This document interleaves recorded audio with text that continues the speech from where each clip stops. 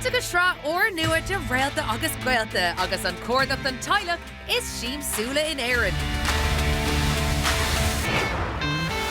By na teaghlaigh is cumasaí sa tír ag dul i ngearr iomaíocht lena chéile státe na comórta seo.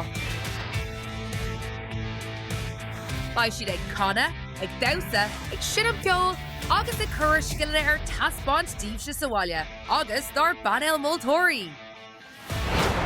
Réalta agus Gaolta, chaimí de lorug an tangal son agus is stolim gurf sé ríthe léir I fiachant an mertigah. Déine sé sin a bhad ní stochar orringe trauma fiocach an dollarraig den bheirtearna anois. An méid ibre a héan isteach I dispántas marse. Péarad faoin vibe le sinnéad is vibe a bhí an son. Tá sibh anna bhág so sé dachar creidún céco óg is atá sibh leis na scialna sin atá agah. Ní dónam héin greis sibh róhásta leis an taispáint, dónam héin gur ceap sibh gomach níos mú a teach. Díorhann go róga hí se sibh chomá, beidir go gíimís níos mód an barsan tucht son amachanta. Tá na bróga Tá sí leabhar faois na bróga sin ar clé le cóig nómad an nós.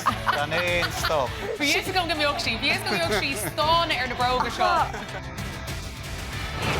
Cé a cheasa an fód agus a churthaigh na lí ar na moltarí bhfuil an talan ó gúchas acu. Seo hé, Réalta agus Gaolta.